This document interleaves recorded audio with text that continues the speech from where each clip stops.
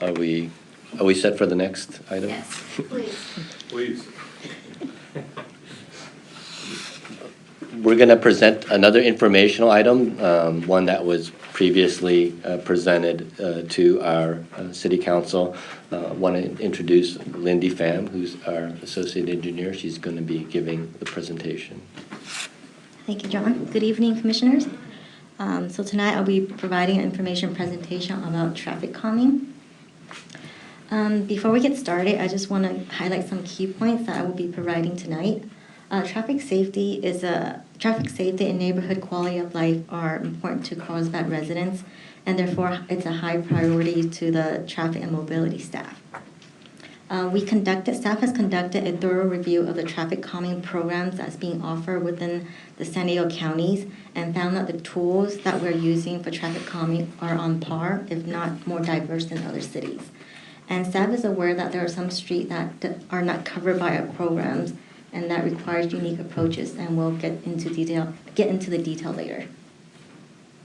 To give you a little background, on June 11th of this year, the City Council have asked staff to take a look at the traffic calming measures that are being used in the region and compare them with what we are doing here in Carlsbad.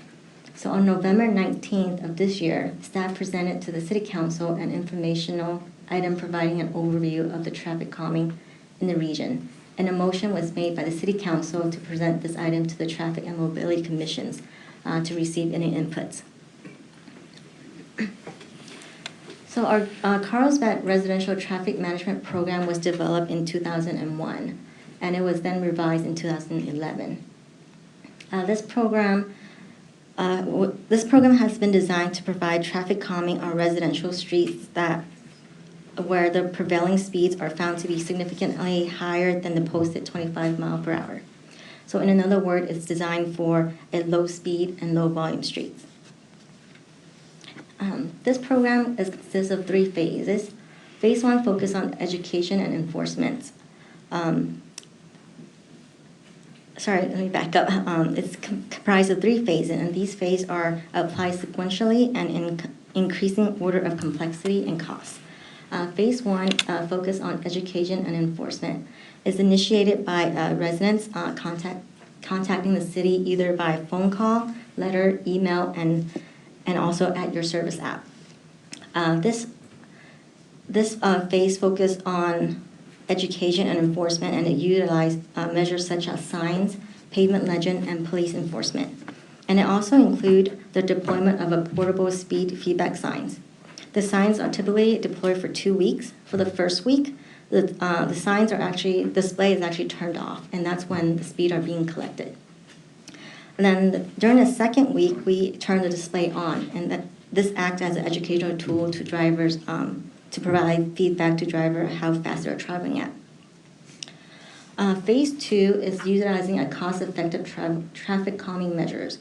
It is initiated when the critical speed that's measured in Phase 1 are found to be 32 miles per hour or higher. Phase 2 features, including speed cushion and traffic circles, are implemented only if the community shows support, and that is established by using a mail survey. And we also, once the streets are determined to be eligible for the program, we do schedule a meeting with the neighborhood just to walk them through the program and the steps that are required to implement these traffic calming features. After these features, if the features are supported by the community and it has been implemented, we will actually come back and conduct another speed measurement to gauge its effectiveness. And Phase 3 is the traditional traffic calming measure, and that is only considered if Phase 2 is found to be ineffective.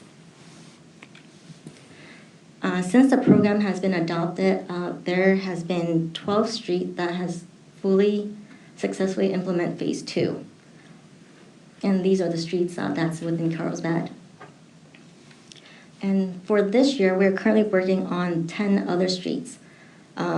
We have successfully met with the residents for all of these 10 streets, and they're in various stages within the Phase 2 program. Some has already completed the surveys, and there are some that's pending the surveys. So now that we have discussed how traffic calming is performed in the city of Carlsbad, we'd like to compare it to the traffic calming that's being offered in other cities. For the analysis, we have looked at 17 neighboring cities in the San Diego County. And these are the neighboring cities that we looked at. So comparing to the 17 cities that we looked at, out of the 17, 10 have an established program. And out of the 10, 8 is confirmed to be active. So for comparison, we will actually use it comparing to the 10 cities that's being that actually have a traffic calming program established. Traffic calming uses engineering features to slow traffic down, and this can be accomplished in different ways. One way is through deflections. There are two types of deflections, vertical and horizontal deflection. Vertical deflection is by placing a vertical feature on the roadway that forces the vehicle to slow down before going over it. Horizontal deflection is placing a feature on the roadway that requires the drivers to slow down and drive around an object. So the path of travel is not straight anymore, it's more curved. Other methods that can be achieved through traffic calming include placing special signs that includes the speed feedback signs, reducing the number of lanes through road diets, narrowing down roadway width, and diverting cars to other roadway.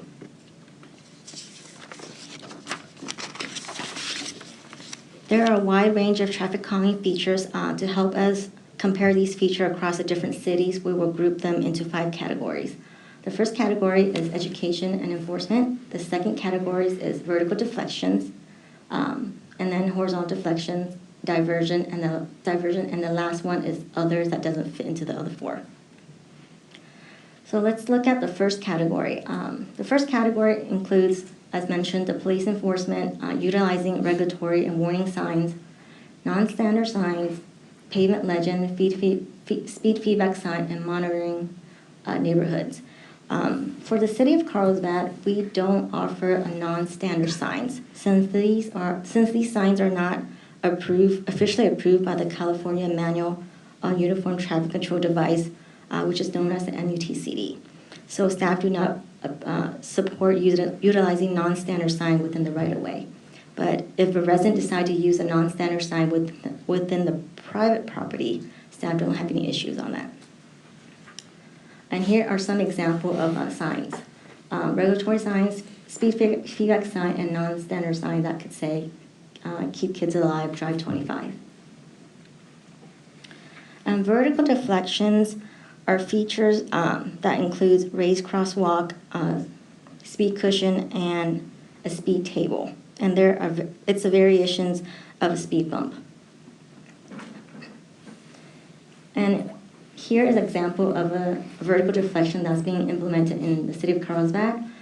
We have a raised crosswalk on Gateway Road, a speed cushion on Corinthia Street, and a speed table on Sierra Marina Avenue. And now we move to look at horizontal deflections. Horizontal deflection includes traffic circle, curb radius reduction, mid-block choker, lateral shift, chicanes, bulb out, and realign the intersection, and also roundabouts. Comparing to the other cities, the roundabout is the only feature that the CRTMP does not offer. That's mainly due to the fact that we find that traffic circle is more appropriate for residential streets than the roundabout. What's the difference? It's a lot smaller. Just size.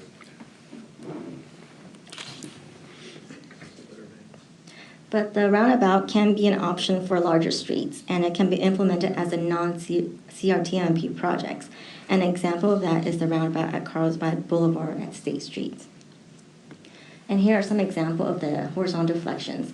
The chicane on Gateway Road, intersection bulb out on Bressy Ranch, and mid-block choker on Bressy Ranch, and a traffic circle. We currently don't have a traffic circle in the city of Carlsbad. Not of that type anyways. Yeah. And here are other deflections example, which is the curb radius reduction, the lateral shift, and the realigned intersections.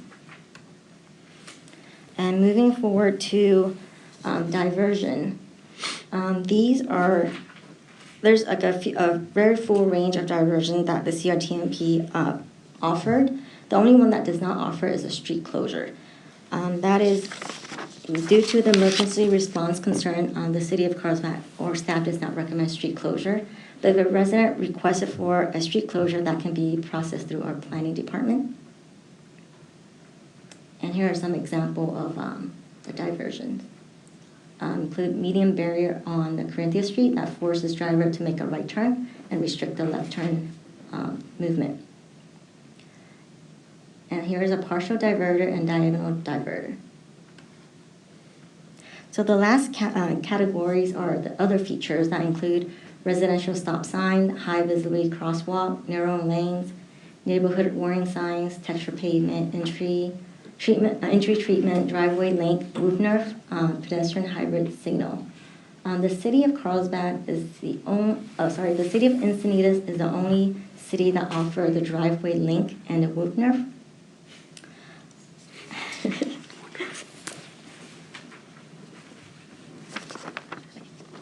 So on to the left is an example of a driveway link. This is a proposal to provide a single 10-foot lane that restrict access, and it reduces speeds. And to the right, far right, is an example of a roof nerf, and it's very similar. It's a single lane, it's a shared road, and then on the bottom is a pedestrian hybrid signal.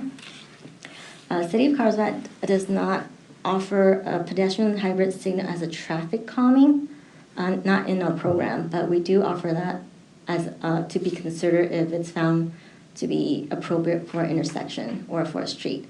And a recent project was being proposed to have a pedestrian hybrid signal at the intersection of Tamarack Avenue, and Valley Street. And I just want to make one note about the stop sign that's being offered. Even though it was included in the 2011 update, in the CRTMP, staff is no longer considering that as a viable option since the California MUTC recommendation that stop signs should not be used as a speed control. The stop sign is intended to assign right away instead of controlling speed. So we have discussed streets that qualify within the CRTMP, but we are aware that there are streets that does not fall under this category. So for traffic calming on non-residential streets, we actually look at the mobility elements for recommendation based on the street types. And for these cases, the proposed project will be vetted through the Traffic and Mobility Commissions prior to seeking approval from the City Council. And the capital improvement project will be used to fund these projects. An example of a traffic calming on non-residential street include a road diet on La Costa Avenue and Avenida Encinas. And also recently we have installed speed feedback signs, installed 11 speed feedback signs on Jefferson Street, State Street, Tamarack Avenue, Alicante, and El Fuerte Street.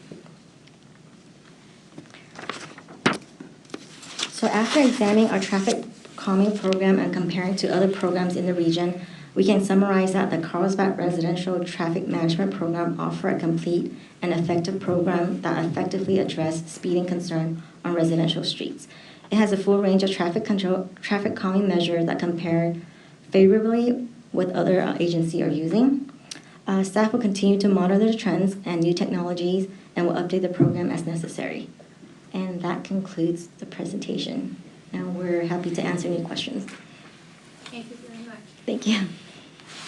Any comments? Yeah, thank you for the presentation. In regards to the horizontal deflection, and there was that specifics about the roundabout.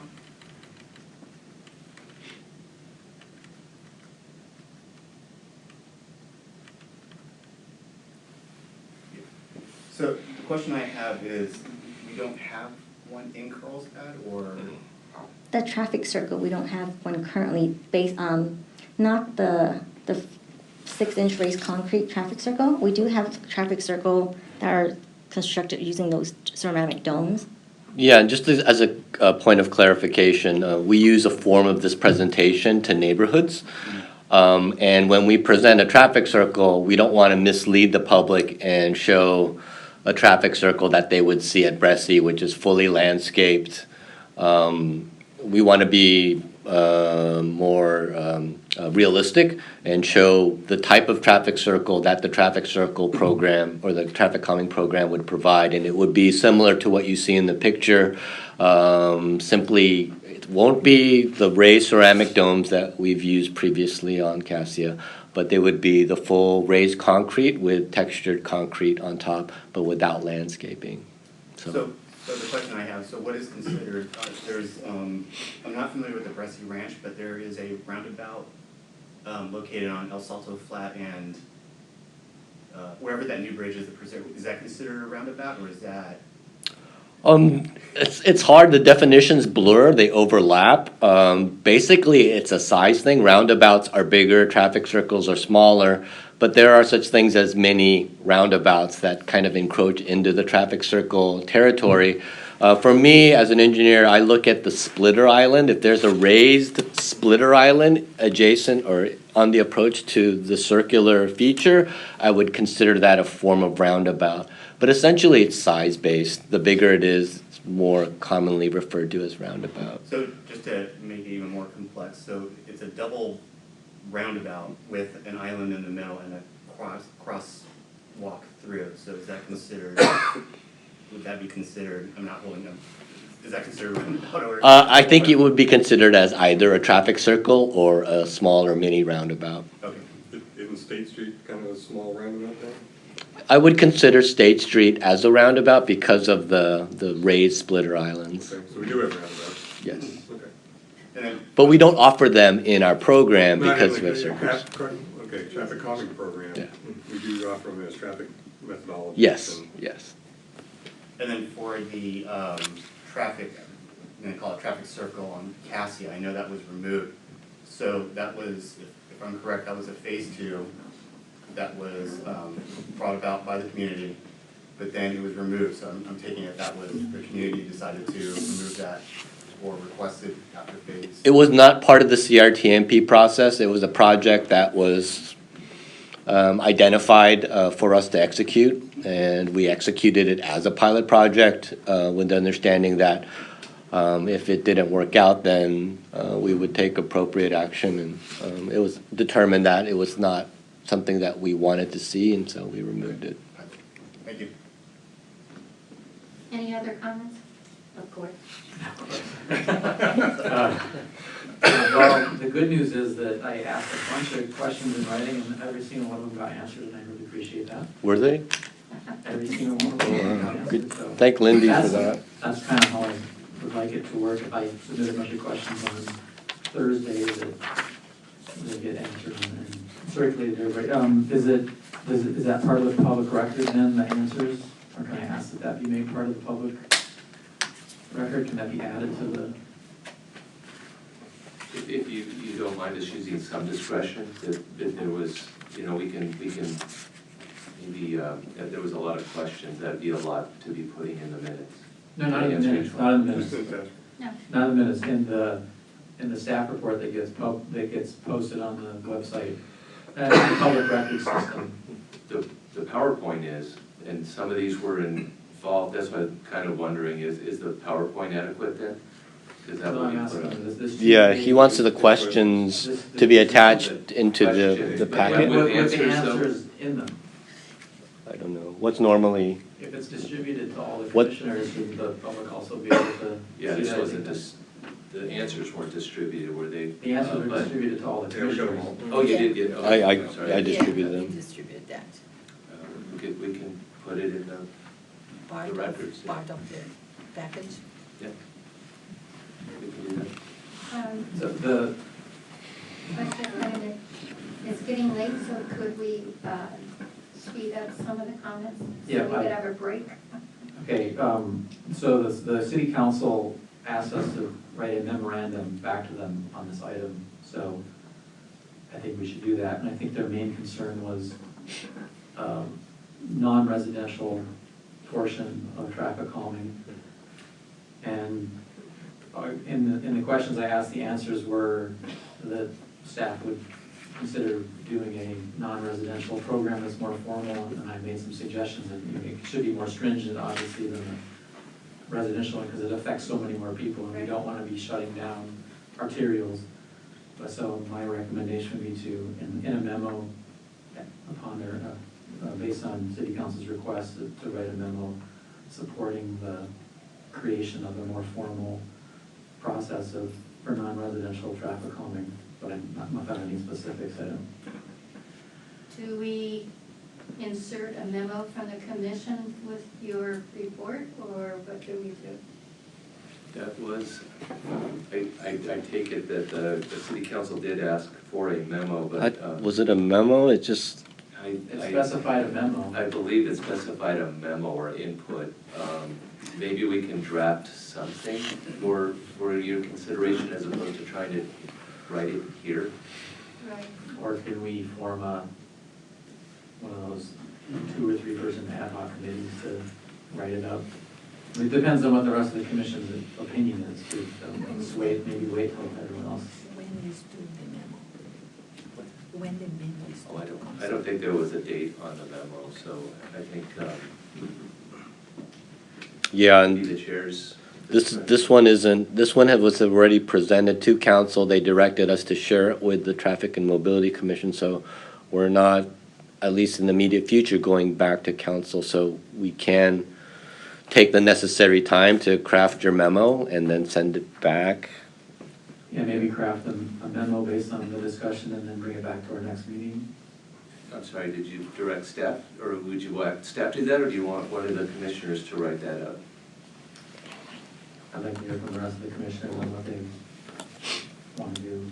Commissioner Hunter left, so the Sorry. council, Like hydrating has its problems. yeah. The city council asked us to write a memorandum to respond to this item, so I'm just suggesting that we get the discussion from the rest of the commission and get a consensus on what we want to send back to them, and then bring it back to the next meeting.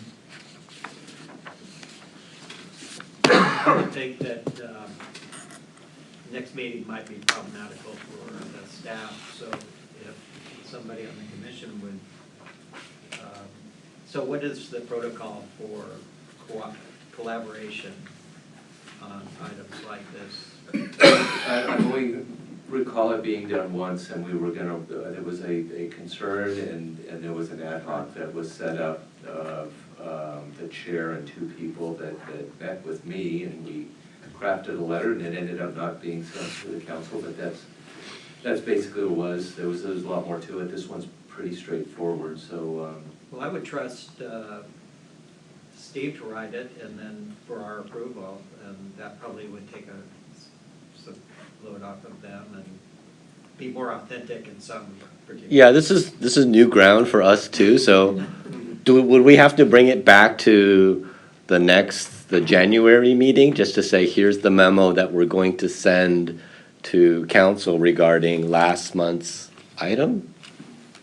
Yeah, Or is there any way if I write it for you to send it out to everybody and ask for objections, or is that a Brown Act Brown Act. violation? How about if you can draft something, I'll work with you, and then we'll bring it to a future, because I don't think this isn't time sensitive. No. So.